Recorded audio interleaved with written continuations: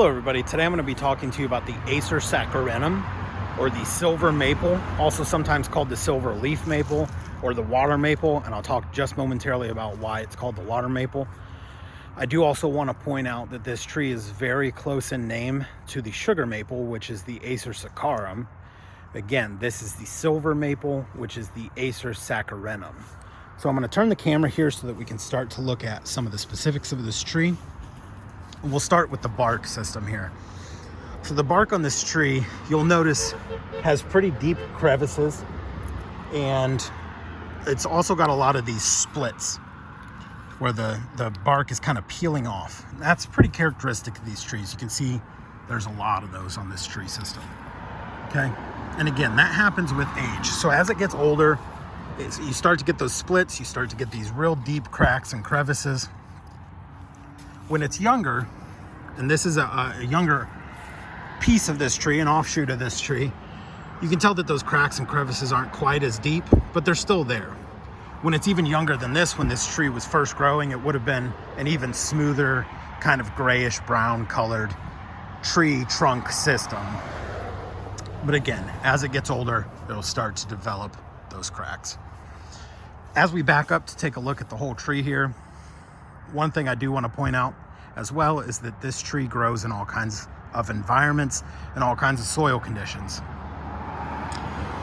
They do prefer usually a soil condition that is a little bit more moist, and that's where you get the name water maples from. So the water maples tend to grow obviously near water, soil conditions that are much more moist, and that's how they develop that name. But they don't necessarily need a super moist soil system to grow. In fact, they can grow in pretty sandy soil conditions. They can grow in even clay soil conditions where a lot of other trees struggle. So it's a pretty robust tree, and that's why it's also pretty popular and pretty common among a lot of the United States. So it will typically grow in kind of that midsection of the United States, not the absolute farthest south, but not the absolute furthest north, kind of that whole midsection of the United States. But it can grow in the far south, and it can grow in the far north. In fact, it can grow as far north as Canada and Alaska. It's just not as common. This tree will also have some distinct features within the twig system and the leaves that can help you identify it, and that's what we're going to look at here next. But I do want to, while I'm back here, point out the size of this tree. This tree's probably somewhere about 25 to 30 feet. These trees can actually get up to about 100 feet. So this is far from as large as one of these trees could get, but you can tell it still has a pretty wide canopy, and it's still a pretty good sized tree. But this tree could actually probably get about 3 or 4 times as big as it is now. Again, looking at zooming back in here to the leaf system, there's a few characteristics of the twigs and the leaves that I want to point out to you. So the twigs are going to be this chestnut brown color, okay?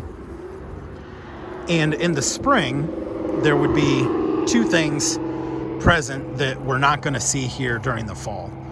One is there would be a flower, and the flower almost kind of looks like octopus legs. So it's a real kind of gangly, small red flowering that would come off of these twig systems. The second thing would be the fruits, and the fruits are called samara. And if you're like me when I was younger, you may have found them laying on the ground, picked them up, and you can kind of flick them and they helicopter around. So it's a small seed connected to a wing system, and that's how they travel, and also how this tree can reproduce or spread its seeds.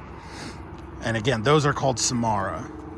Neither of those are going to be present during the fall, which we're in right now, so we won't see those. The leaf, of course, is going to be the part of this tree that's the most recognizable, as with any maple, and it's very similar to pretty much all maple leaves.